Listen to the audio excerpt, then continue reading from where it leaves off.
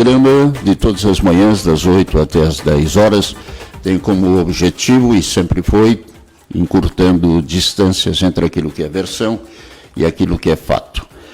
Já tinha anunciado ontem, no final do programa, que hoje traria a palavra do candidato a governador pelo Rio Grande do Sul, pelo Partido Socialista Brasileiro, PSB, Beto Albuquerque.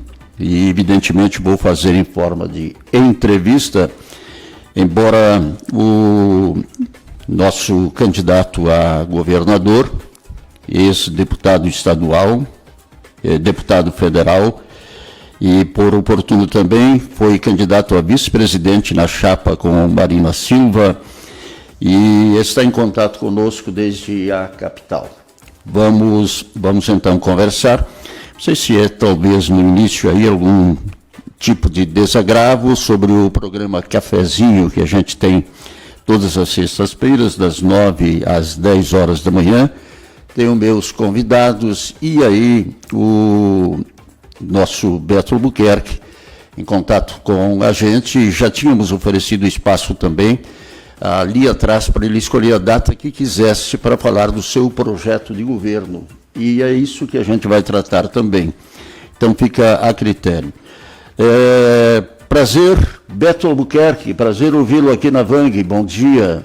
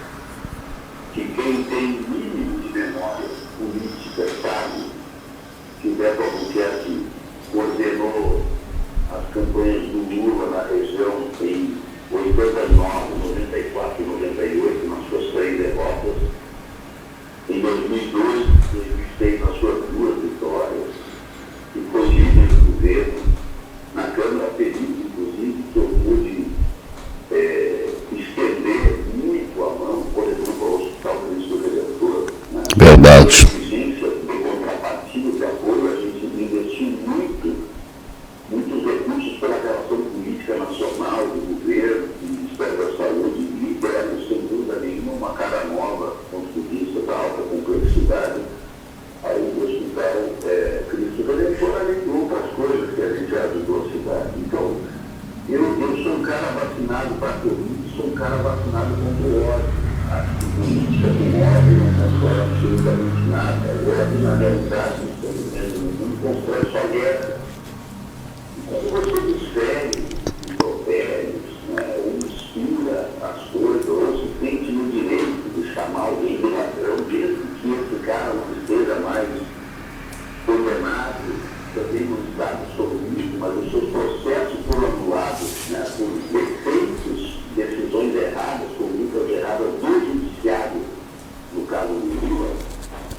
Não é por acaso que o Lula tem ganhado ações de dano moral aí na ordem de 50 mil reais, de todos esses que se comportam dessa forma. Quer dizer, é um desvirtuamento da política. A política é muito melhor eu falar dos atributos de quem eu defendo, né, do que ficar falando contra o outro. Quando a gente fala muito contra o outro é porque a gente não tem muito atributo para falar a quem a gente acredita. Então eu me surpreendi só por isso e lamento que tenha sido dessa forma. Eu respeito opinião eu respeito, divergência eu respeito, liberdade de expressão eu respeito. Agora, há coisas que elas beiram o crime, né? Eu, como sou advogado, cara, e aprendi no meu primeiro ano de faculdade muitas coisas já sobre o direito, tem coisas que eu não consigo aceitar sinceramente. Então, quem conhece história, quem conhece trajetória, tem que respeitar as pessoas, né? Feito esse preâmbulo, eu quero dizer que eu sou pré-candidato desde o ano passado, PSD nacional e estadual, me oportunizar esse convite. Eu estou muito animado. Sou o único nome da metade norte do estado, da nossa região, a concorrer nesse momento, até o presente momento, a governador do Rio Grande do Sul. Aliás, abro um parênteses que a metade norte do Rio Grande do Sul, a nossa região, desde a redemocratização do Brasil, nunca governou o estado. A Serra já governou várias vezes, a região de Santa Maria, a zona sul do estado, Porto Alegre já governaram. A nossa região nunca governou e nesse momento eu sou o único nome, né, identificado, ligado, conectado, né, com os interesses regionais da metade norte do Rio Grande do Sul, e tenho trabalhado muito, né, lancei meu livro sobre os valores da bandeira do Rio Grande do Sul, trazidos obviamente a tempo presente, porque quando eles foram escritos na nossa bandeira, eles retratavam o momento do positivismo, e portanto o tempo era diferente, o sentido das palavras também eram diferentes. Mas atualmente liberdade, igualdade e humanidade tem sentidos muito claros na nossa convivência. Eu tenho conversado muito com todos os partidos, obviamente, do campo progressista, que é o campo com o qual eu sempre me relacionei, sempre, obviamente, com respeito aos demais campos, e nós estamos diante de uma eleição bastante polarizada. Muito dificilmente surgirá uma terceira via, porque terceira via não é invenção da imprensa, não é invenção do comentarista, não é invenção dos partidos políticos. A terceira via ela só se constitui se da cabeça da maioria absoluta do eleitorado despertar algum interesse. E hoje se vê uma polarização entre o atual presidente e o ex-presidente Lula, né, depois de todos os desfechos que a justiça decidiu anular todos aqueles seus processos. E 75% dos eleitores brasileiros, hoje, inclusive no Rio Grande do Sul, ou falam de um ou falam do outro, ou defendem um ou defendem outro, né? E nós, do PSD, nacionalmente, estamos tendo uma série, não temos nada resolvido ainda, nada decidido, mas temos feito muitas conversas. As eleições nacionais, elas interferem na formação dos palanques nos estados, e a gente vem conversando muito com a candidatura do Lula, que muito provavelmente terá como vice seu ex-governador de São Paulo, Geraldo Alckmin, que deve estar se filiando nesses próximos dias ao Partido Socialista Brasileiro, ao nosso partido, para ser vice do Lula, de forma que, nessa conjuntura, o PSD deverá apoiar a eleição do presidente Lula. E por aqui, nós ainda não temos uma definição sobre se Lula me apoiará. Eu desejo muito o apoio do Lula, e aí veio um pouco de desinformação dos comentários havidos dias atrás aí no teu programa, Carlito, que eu não sou candidato a palanque do Lula, como alguém chulamente falou. Eu sou candidato a governador e quero o apoio do Lula. Obviamente é uma liderança importante, quero dizer, Amaral, pode discordar de mim, pode não gostar, preferir outro, mas o Lula vai ganhar a eleição no Rio Grande do Sul. Quem está fazendo pesquisa sabe disso. Eu estou fazendo pesquisas a cada 3, 4 meses. A última é de dezembro. Hoje Lula segue com mais de 10 pontos percentuais na frente do Bolsonaro no Rio Grande do Sul, especialmente pelas diferenças que ele adquiriu em Porto Alegre, na região metropolitana, na zona sul do estado, na região do Vale do Rio Pardo, né, onde nós temos aí mais de 4 milhões de eleitores. E essa é uma tendência. Bom, pode mudar, mas eu estou falando de uma tendência. E não é só por isso que eu quero, é que o candidato que hoje se identifica com o nosso campo nessa polarização, obviamente é o Lula. Eu não vou votar no Bolsonaro, não votei no Bolsonaro. Eu fui colega do Bolsonaro 16 anos na Câmara e conheço bem, né, esse Bolsonaro que nós estamos vendo aí, né, que deveria ter sido o primeiro brasileiro a tomar vacina contra a Covid, mas até hoje nega a importância da vacina, diz que não tomou, ou seja, não serviu de exemplo para um país que acabou enterrando 650 mil brasileiros e demorando para equacionar o problema da Covid, com sérias e gravíssimas consequências para a economia. Né? A economia hoje está devastada no Brasil. Ninguém pode admitir que concordamos com uma inflação elevada desse jeito, com gasolina a 7,50, dólar a 5,40, né? A comida fugiu da mesa dos brasileiros mais pobres, dos trabalhadores, trabalhadoras, donas de casa de Marau. A comida fugiu, o tamanho é o custo, a energia, quer dizer, ninguém aguenta mais isso. O gás de cozinha aqui em Porto Alegre, a média hoje está R$135 um botijão de gás. Quer dizer, a economia já derrotou até o regime militar no Brasil.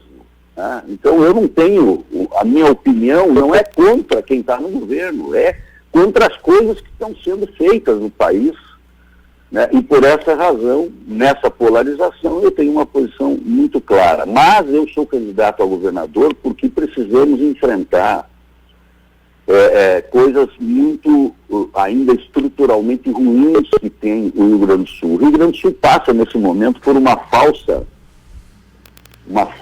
ideia de equilíbrio fiscal. Nós não estamos em equilíbrio fiscal. Nós estamos há quase 5 anos sem pagar dívida para a União, uma parcela aí ao redor de 4 bilhões por ano. Faz quase 5 anos que nós não pagamos, por uma liminar conseguida no Supremo Tribunal Federal e que dá cobertura hoje a 15 estados do país. Então é óbvio que nesse período o governador, deixando de pagar 4 bilhões, ele praticamente ficou com 14 bilhões, o atual governo, em caixa para poder gastar em outras coisas. Mas a gente continua devendo 90 bilhões para o governo federal, continuamos devendo mais de 12 bilhões de depósitos judiciais, continuamos devendo 14 bilhões em precatórios. Então o Rio Grande do Sul está longe do equilíbrio, fez algumas coisas certas, acho que outras erradas, e acho que esse não é o momento de assinar nenhuma renegociação da dívida. Por quê? Porque poderá haver alteração de governo no Rio Grande do Sul e poderá haver alteração de governo em nível nacional. Com quem ninguém sabe, porque isso depende da vontade, não da opinião minha, tua ou de quem quer que seja, depende da vontade que será sufragrada lá na eleição em outubro. Então, esse momento, ou para se chegar nesse momento, nós de novo deixamos de lado, Carlito, né, e eu sei da tua admiração pela educação, a educação gaúcha, em que pesa o esforço dos nossos professores e professoras que há quase 8 anos ficaram sem reposição até da inflação. A educação do Rio Grande do Sul está muito mal. Nós somos o primeiro lugar no Brasil, entre os estados, em evasão e repetência. No ensino fundamental estamos em 15º no IDEB, no ensino médio em 18º, e amargamos um vergonhoso último lugar em oferta de escolas com ensino em tempo integral. Nós somos o último estado brasileiro a oferecer escola em tempo integral para os mais pobres, que são aqueles que estudam na rede pública estadual.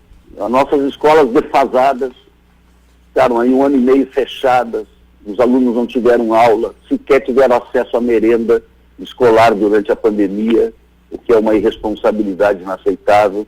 Nós temos que reerguer a educação do Estado. O Rio Grande do Sul vive muito, eu já fui isso, já fui aquilo, eu estou louco para fazer o Rio Grande poder dizer de novo, nós somos os melhores na educação, nós somos os melhores nisso e naquilo. Essa vida do passado tem escondido uma série de mazelas, né? Seja na infraestrutura, né? Seja na saúde e em tantas outras coisas. Então, reerguer a educação é minha prioridade 1, porque o governante que tem muita prioridade acaba não tendo nenhuma. E eu não tenho como ficar de braços cruzados assistindo uma geração inteira, Carlito, daqui um pouco virando trabalhador de salário mínimo para o resto da vida, porque a escola não deu ao filho do trabalhador e da trabalhadora de Marau, né, uma condição melhor de um emprego maior, com mais salário, ou não lhe deu condições de ser um empreendedor, ou não lhe deu condições de seguir estudando, de fazer universidade, né, porque não lhe preparou. Hoje escola tem que preparar o cara para desenvolver software, hoje escola tem que ter laboratório de robótica, não se ensina mais, como no meu tempo, a apertar parafuso. Eu fui mecânico, hoje se ensina o cara a lidar com o robô que aperta o parafuso dentro da fábrica. Né? Mudaram as coisas, mas o padrão de desestrutura, de modernização, de inovação dentro das nossas escolas são escandalosamente ruins, e nós estamos deixando um legado muito ruim sobre isso. Então, a minha primeira meta como pré-candidato a governador é conversar lá com os nossos professores e professoras, valorizá-los e tornar a escola um ambiente atrativo. Isso é que nem namoro. Se não tem atração, o namoro acaba. Se a escola não tem atrativo aos jovens, adolescentes de hoje, eles não voltam, eles saem e não voltam. Nós perdemos de 1,5 milhão de estudantes 10 anos atrás que nós tínhamos na rede de Estado, temos 780 mil hoje, né? Como já perdemos 700 mil gaúchos, muito provavelmente aqueles que melhor ganharam, que têm boas aposentadorias, todos foram embora do Rio Grande do Sul nos últimos 8 anos, 700 mil gaúchos foram embora, estão gastando em Santa Catarina, em outros estados, e não aqui no Rio Grande do Sul. Esse quadro precisa, evidentemente, de muito diálogo, né? E eu só acredito em política com diálogo, com respeito, com construção coletiva de soluções, né? Seja uma obra, seja uma escola, seja a definição de uma política, tem que ter articulação. A pandemia, que praticamente usou nossos hospitais durante 1 ano e meio exclusivamente para ela, deixou uma fila gigantesca de gaúchos, eu estimo perto de 500 mil gaúchos, que hoje ainda esperam um diagnóstico, uma tomografia, né, uma ressonância magnética, um exame, uma cirurgia, que estão lá há quase mais de 2 anos esperando essa fila. Ou o Estado descruza os braços, propõe um mutirão com o mundo privado da saúde, com o mundo filantrópico da saúde, os hospitais públicos, e a gente enfrenta essa fila, ou ela a cada ano só aumenta e ficamos mais longe de dar dignidade aos gaúchos e gaúchas que ficaram para trás. A microempresa, a mesma coisa, as pequenas, micro e médias empresas do Rio Grande do Sul sofreram, estão precisando de socorro para não fechar a porta ou para reabrir a porta. Agora, não adianta você criar um crédito, né, que passa por dentro de banco, porque o mais pobre, o pequeno, quem precisa, se ele tem toda a papelada que o banco exige dele, ele não precisa do financiamento. Né? Nós temos que ter um financiamento simplificado, como a gente faz nos governos do Espírito Santo, de Pernambuco, onde nós governamos. É dinheiro direto do Tesouro, não passa por banco, juros zero, 3 anos de carência, 5 anos para pagar. Isso vale para o agricultor familiar que sofreu agora também com a estiagem, vale para os outros setores. Nós precisamos socorrer as pessoas. A fome está aí na cara de todos nós, lamentavelmente o desemprego continua alto, e acho que essas reações, elas são importantes, né, que um governo se estruture. O governo tem que ter povo na sua volta e não apenas propostas, ações ou coisas materiais. Como me disse ontem, eu tive uma conversa ontem muito agradável com o deputado Alceu Moreira, que é meu amigo, que é um dos pré-candidatos a governador do MDB, sentamos ontem para conversar, ele me disse, o Rio Grande do Sul tem que voltar a inaugurar pessoas. É verdade, nós temos que voltar a inaugurar pessoas. E para isso temos que ter uma sensibilidade altamente social, né, nesse momento de dificuldade. Então, há um rol de compromissos, né, que nós estamos trabalhando na nossa pré-candidatura. Eu, inclusive, lancei uma plataforma digital para qualquer cidadão que queira contribuir com o nosso programa de governo, a partir da visão do seu setor econômico, ou da sua categoria, ou da sua região, ou da sua cidade, desde que sejam atribuições do Estado, para que colaborem com o nosso programa. betoalbuquerque.com.br/plano de governo. Né? Ali estão os nossos 5 eixos de governo que nós estamos preparando para a disputa eleitoral e para governar, e qualquer cidadão em qualquer canto desse estado pode contribuir com a gente. De forma que a minha candidatura, ela está posta, nós vamos seguir conversando, né, seja com o PT, com o PCdoB da Manuela, com o PV, o Solidariedade, o PDT, né, que eu tenho muitos amigos, respeito muito, gosto muito do Ciro também, né, tive semana passada com o presidente nacional do PDT, o Lupe, e o Ciro Simone, que é presidente estadual, em reunião aqui em Porto Alegre, e tenho andado, né, essa é a minha tarefa, né, a minha tarefa é, depois desses 8 anos de ter sido deputado estadual, 16 anos deputado federal, 2 vezes secretário de Estado, de infraestrutura, de transportes, de ter sido também candidato, como tu disseste, a vice-presidente, infelizmente em razão da morte do Eduardo Campos em 2014, onde inclusive nos apartamos um pouco do PT, exatamente para ter nosso protagonismo próprio.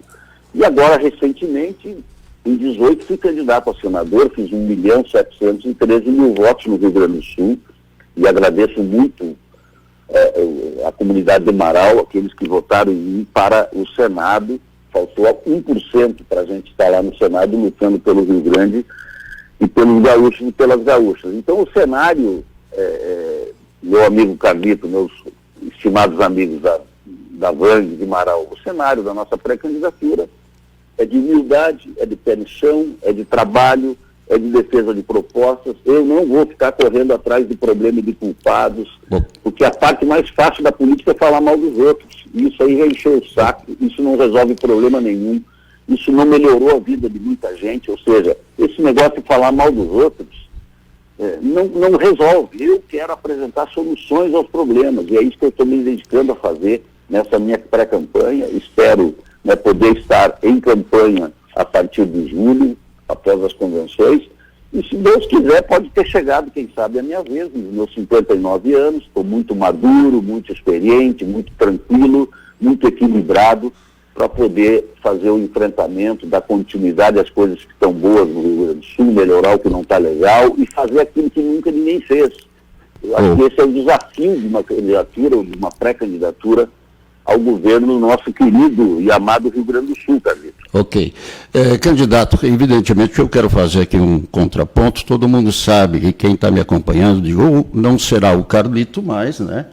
Pelo fato, porque houve um monólogo aqui de sua parte, e eu quero ouvi-lo em outras oportunidades também sobre o seu plano de governo, mas me chama muito a atenção o seu pessimismo em relação ao Rio Grande e o seu pessimismo em relação ao Brasil. Eu não vi nenhum aspecto positivo aí que o senhor está vendo. Eu sou Bolsonaro e recomendo o Bolsonaro. Eu quero família, eu quero, na verdade, liberdade de expressão, eu quero defender os interesses da sociedade brasileira, não quero corrupção. No momento em que tiver corrupção asseverada e acertado que tem corrupção, eu também me afasto, por muito menos. Eu agradeço a colaboração sua, que foi importante quando eu concorri por uma terceira via em Marau. E terceira via em Marau também não prospera como não prospera no Brasil. Eu me afastei do seu partido PSB exatamente por isso. Não fomos eleitos, fizemos um trabalho bonito, divulgando os projetos que a gente pretendia, como o senhor está pretendendo apresentar projetos. Mas, logo em seguida, o senhor disse o seguinte, recomendou ao partido que tínhamos que apoiar o governo, que foi um fracasso em Marau, que foi o governo do Josué. E aí o meu partido se bandiou. Eu fui o primeiro a saltar fora, deputado, o candidato, porque não era isso que a gente queria. Então, eu não subiria, não estou fazendo comparação ao Rio Grande, aqui, Marau. Mas eu não assumiria num palanque de alguém que eu não comungo das mesmas ideias. Então, eu acho que eu não estou preparado para ser político, porque o que se aprende que político tem que ter uma mão na consciência e outro botando um bracinho na lama também, né?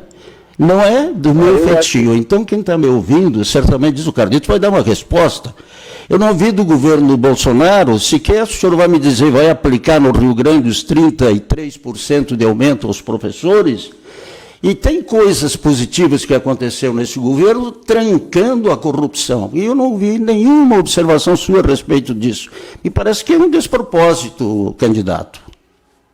Eu acho, Carlito, primeiro, essas discussões municipais da eleição, houve um debate em Marau, de qual palanque iríamos, eu participei, mas a decisão de Marau foi corretamente a época de apoiar o Iura, que faz um grande governo e tem o meu maior respeito, né? Então não me envolva em decisões que cabe a Marau tomar e tomou. Segundo,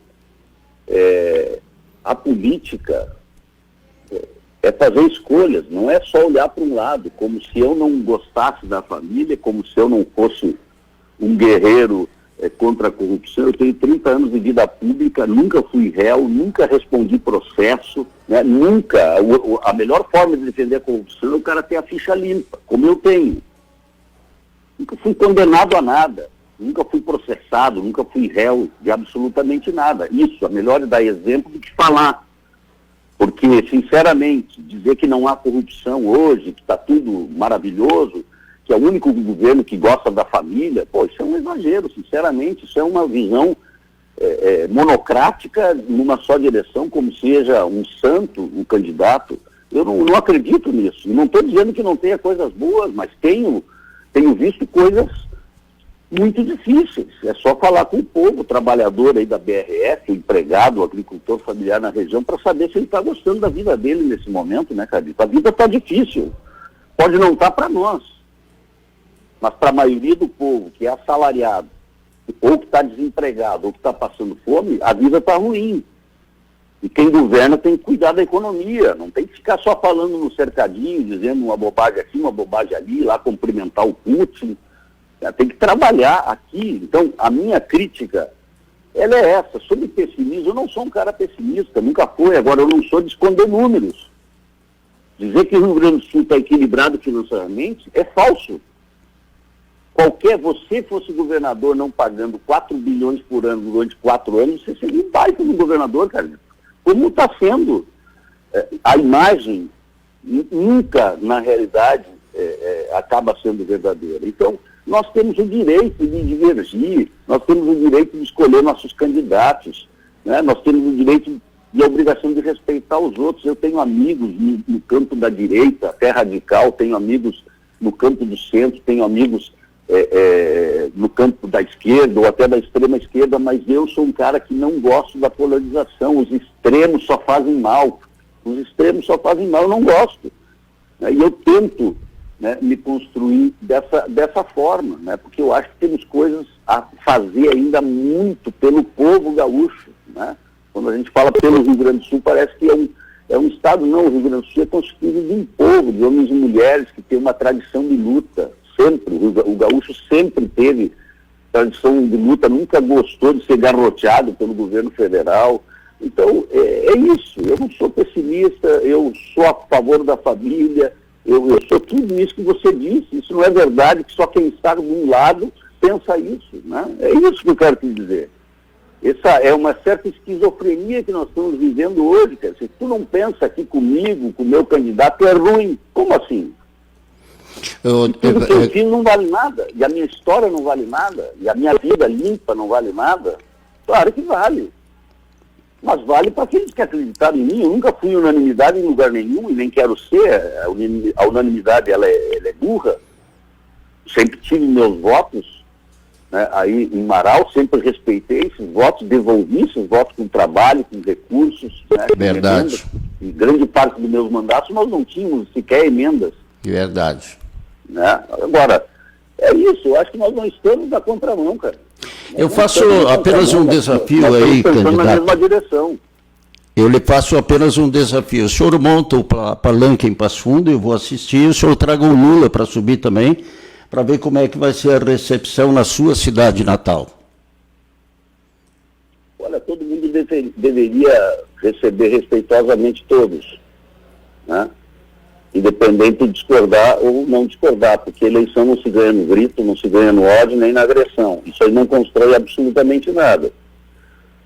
Eu, assim que o PSD Nacional tomar suas decisões, eu sou um cara de partido político, eu tenho que seguir as decisões do meu partido e também as minhas convicções e os meus valores, né? Então, eu sou um cara de valor, né? E não vou querer te convencer. Okay. Ao contrário, o meu debate nem era contigo, né? Mas eu quero dizer que respeito é bom, né? E eu gosto, né? E também aprendi já há muito tempo a devolver ao triplo tudo que me deseja. Claro. Acho que é uma forma, em casa eu aprendi isso. Sempre retribua em dobro tudo que te deseja. Eu sempre fiz isso também. E acho que as coisas na política têm que ser muito mais serenas, muito mais equilibradas. Nós estamos vivendo um momento assim de ódio inaceitável. E talvez por isso só estejamos colhendo de um modo geral, né, muitas dificuldades. Quando o ódio preside as relações, não se constrói solução. E se eu infartar, eu não vou chegar na porta aí do Cristo Redentor pedindo para que me atenda um médico de esquerda. Essa é a realidade que o cidadão que está me ouvindo tem que entender. Há um debate exageradamente ideológico, muita gente faz o debate ideológico, mas não sabe nem o que é ideologia, mas na hora H a gente tem que pegar o melhor médico. Se ele é de direita, se ele é da esquerda, não me importa. Se o professor é de direita ou é de esquerda, não me importa. Se o mecânico do meu carro é de direita ou da esquerda, se o carnista é de esquerda ou de direita, não me importa. Não importa que ele seja bom, que ele seja decente, ele seja competente. E isso vale também para um governante, né? A melhor atribuição do cidadão é ser de esquerda ou de direita não é verdade. Tem muita gente de direita e de esquerda desonesta e incompetente. Então o valor não é a ideologia, o valor é a história da pessoa, é a capacidade dela de fazer ou não as coisas. Eu acho que isso é a atualidade que a política exige. Se do contrário, nós só vamos nos metendo nessa briga e quem vai ficando para fora, para o lado, sem ter seus problemas resolvidos, é a população. Então okay. Eu estou muito grato aí pela oportunidade, né? E quero aqui demonstrar todo o meu respeito àqueles que pensam diferente, mas sinceramente acho que o respeito é um predicado das pessoas de ida e de volta, né? E a política ela tem que ser feita desta forma. E quem vai escolher, Carlito, quem será o próximo presidente, não sou eu, nem tu, nem os teus comentaristas. Quem vai escolher é o povo, livremente. Então, a gritaria é grande, as ameaças contra quem é da esquerda, do centro-esquerda, é grande, mas o silêncio dos bons é muito importante nesse momento. As urnas poderão nos surpreender, né? Exatamente. Seja de um lado, exatamente. Eu respeito quem decide. E quem decide é o povo e é ele que vai escolher quem será o próximo presidente, o próximo governador, a partir, evidentemente, daquilo que ele ouvir, que ele assistir, que ele conhecer da história de cada um dos candidatos. Essa é a democracia. Okay. Essa é a democracia. Bom. A democracia no grito, na porrada, no ódio, essa aí não é democracia, isso é ditadura. Ok.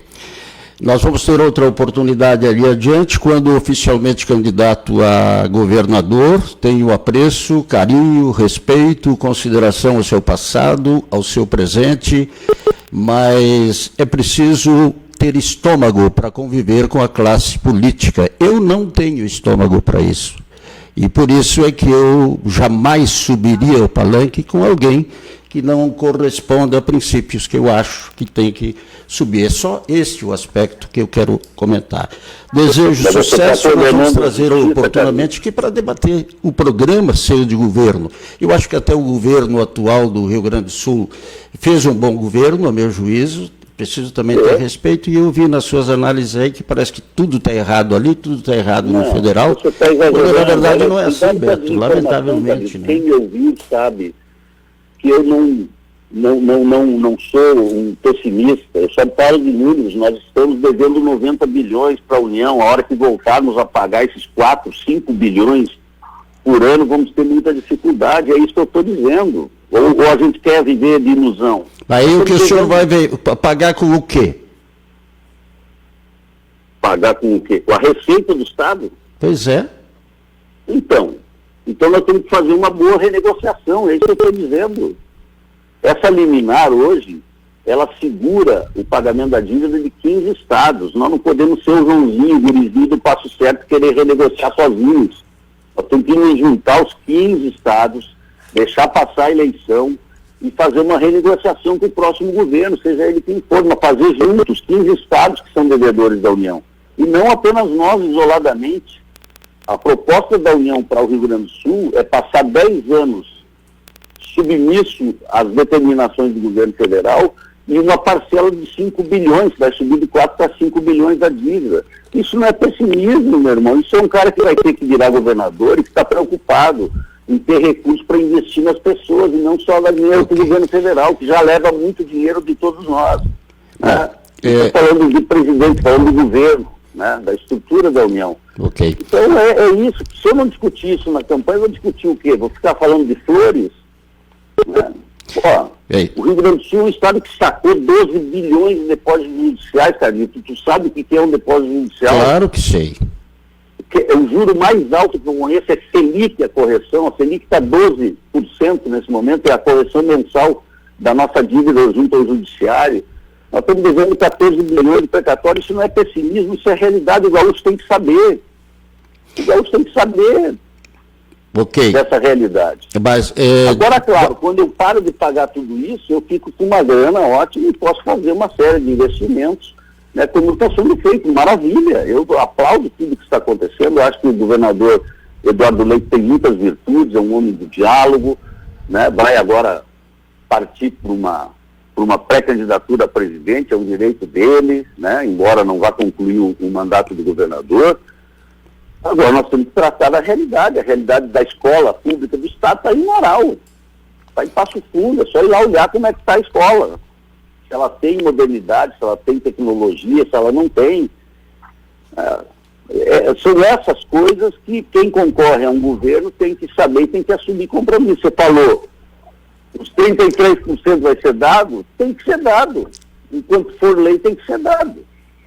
Agora, o governo federal também não só deve mandar os estados a reajustar os professores, como também deve reajustar os seus professores federais, das suas universidades, porque empurrar coisas para os outros, né, e não fazer dentro de casa também está errado.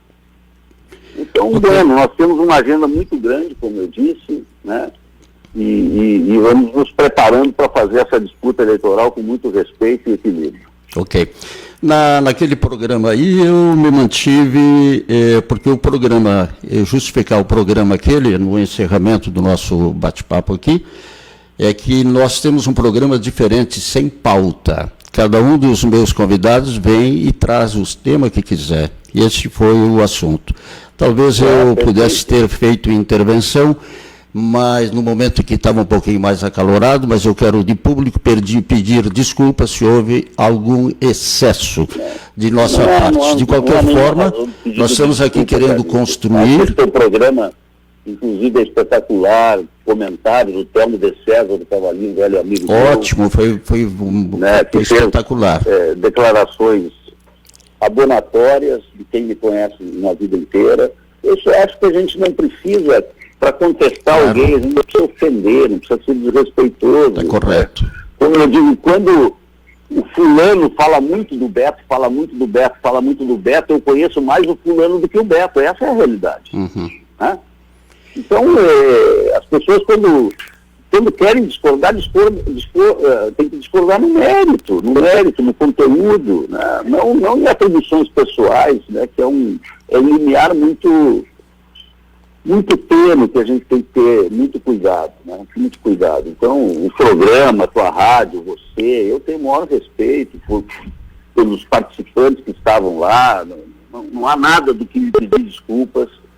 Eu gosto da liberdade de imprensa, eu acho que tem sempre um limite entre a liberdade pode ter havido excesso. Né, por o desrespeito ou até, muitas vezes, a imputação, né, de algo que você não é. Né? Esse limite ele é tênue, mas ele é importante para quem está na vida pública, sabe? Ele é muito importante. Bom, de qualquer maneira, o senhor teve uma belíssima audiência hoje, temos os registros aqui da audiência espetacular desse bate-papo. Quero ouvir as propostas de seu governo, uma entrevista ali adiante, quando confirmado o seu nome oficialmente como candidato a governador do Rio Grande do Sul. Um grande abraço e até outra oportunidade. Te agradeço muito, Carlito, o bom nível e o bom diálogo que tivemos e a possibilidade de esclarecer e de já entrar em alguns temas que serão bastante caros a mim no meu programa de governo, e a próximo encontro certamente já terei meu programa de governo completo para que a gente possa ilustá-lo em detalhes. Tá? Um grande abraço. Um grande abraço. Esse o candidato, pré-candidato a governo do Estado pelo